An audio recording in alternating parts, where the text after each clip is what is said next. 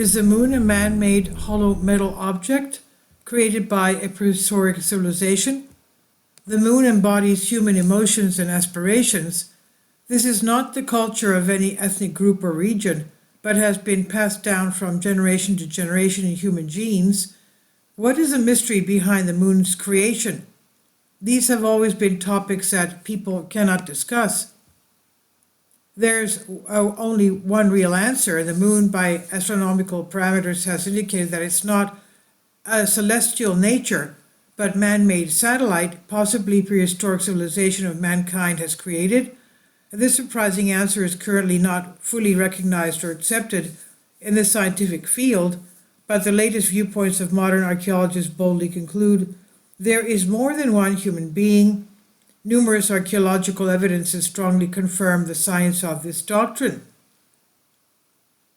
So, in the face of so much irrefutable evidence, why has the scientific community not recognized it so far? The reason may be simple. If the moon is officially recognized as man-made, it would completely overthrow the theory of evolution and fundamentally negate the current scientific understanding of the universe and human beings. The size of the moon violates the laws of natural celestial bodies. Astronomers have long discovered that the moon is too special. Compared with the satellites of other natural celestial bodies, the moon is too big.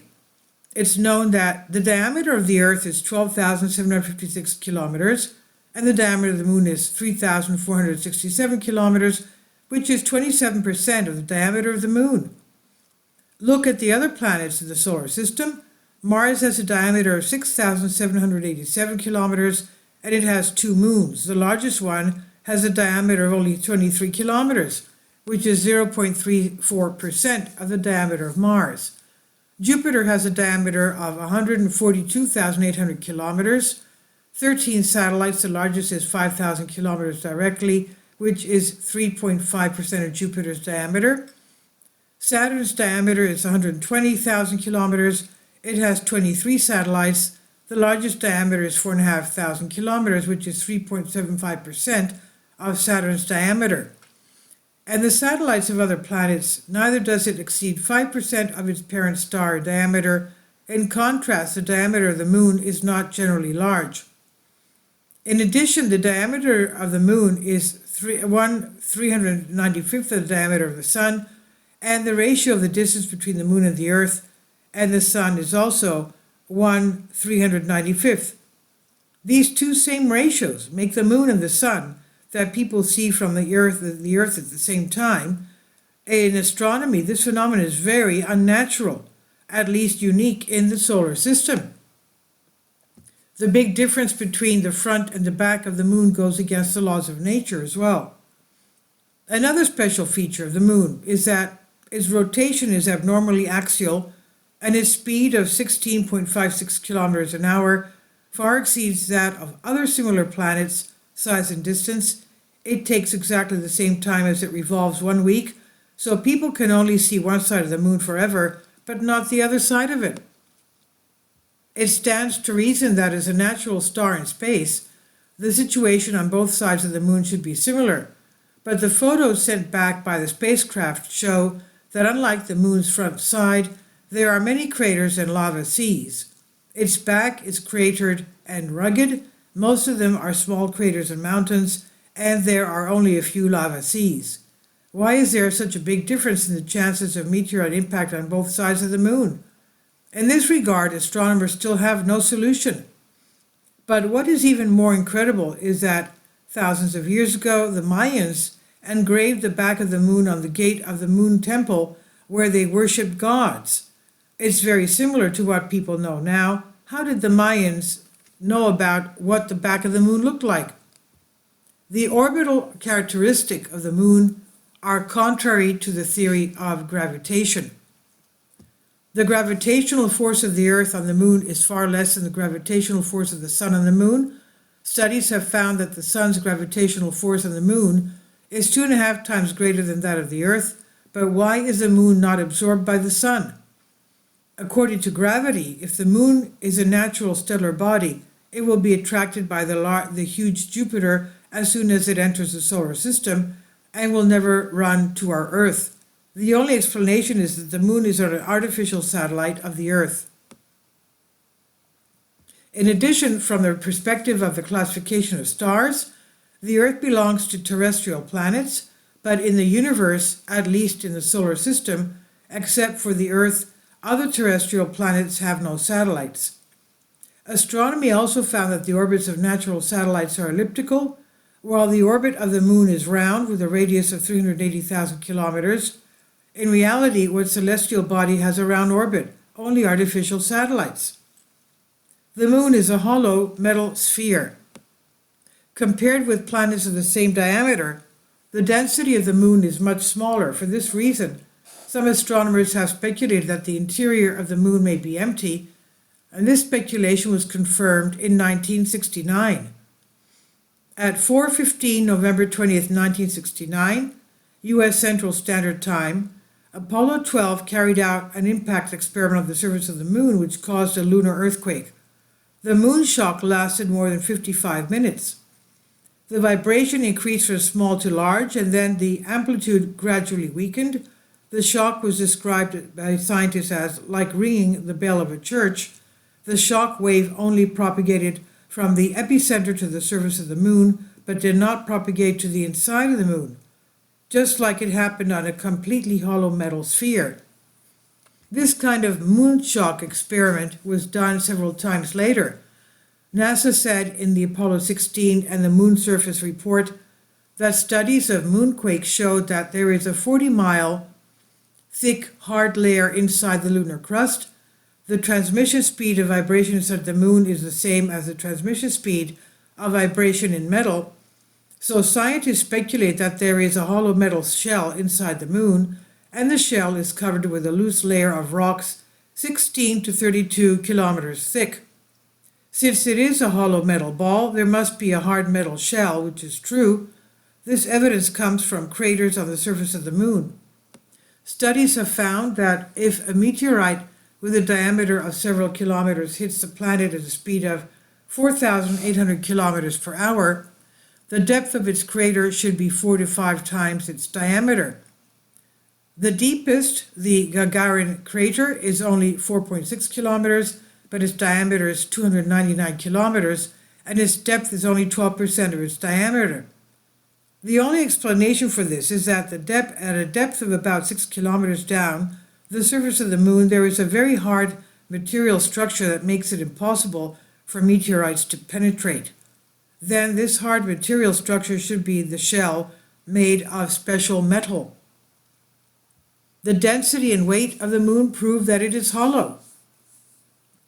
The density of the moon is very small, 3.33 grams per cubic centimeter, while the density of the Earth is 5.5 grams per cubic centimeter. This difference is also caused by the hollow interior of the moon.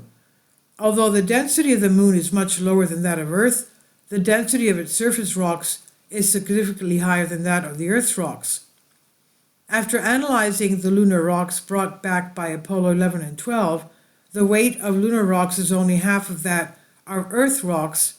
The density of moon rocks is 3.2 to 3.4 grams per cubic centimeter, and the density of Earth rocks is 2.7 to 2.8 grams per centimeter.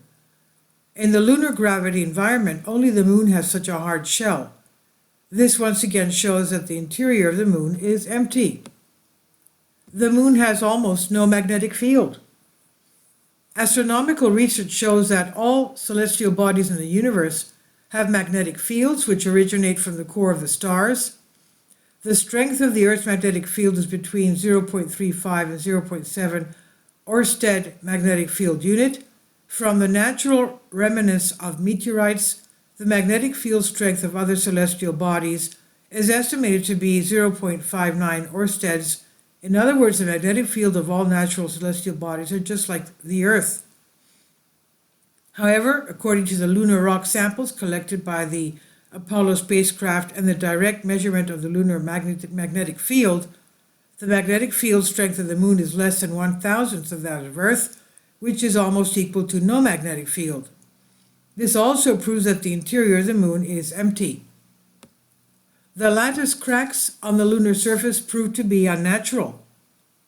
The study also found that the fractures and fissures on the surface of the moon crossed in two directions, northeast to southwest and northwest to southeast.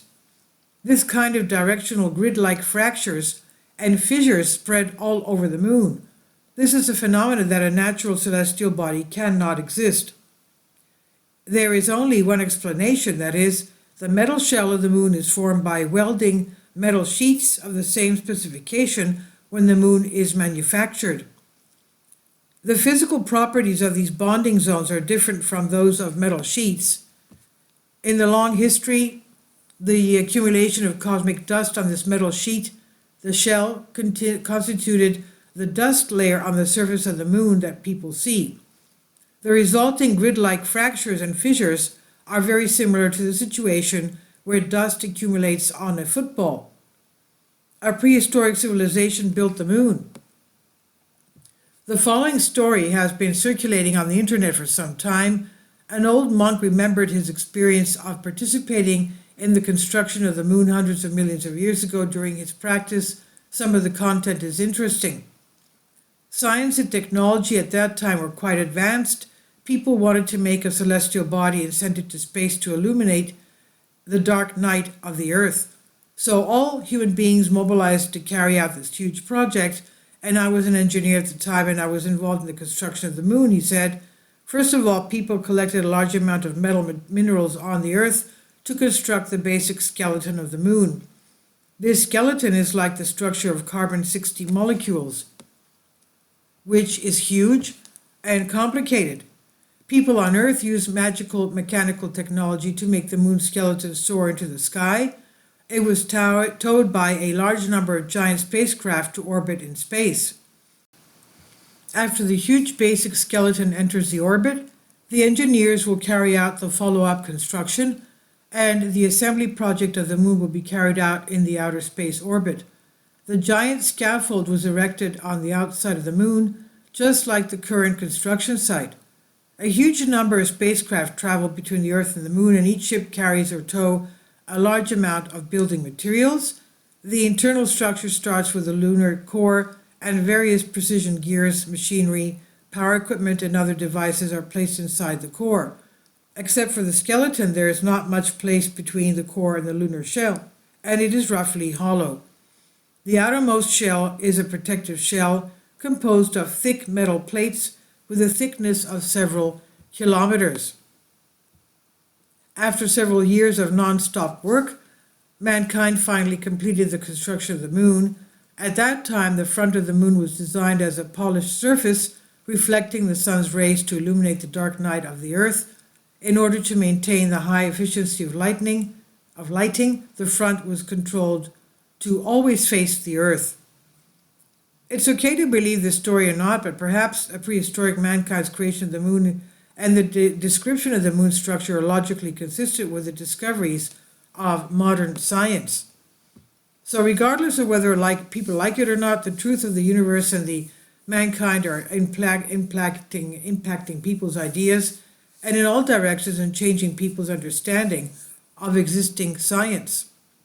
And we know that at one point the ancient Greeks believed, well, they have a legend or a theory that Earth did not always have a moon. And this is on Soul Ask. Please leave your comments and thank you for your support. Finally, support my Patreon account. The daily posts are 5 videos daily, and they are totally different from what I have on my YouTube channel. Thank you so much for your support and that you find all my content so interesting. You'll find the Patreon account details in the description box below.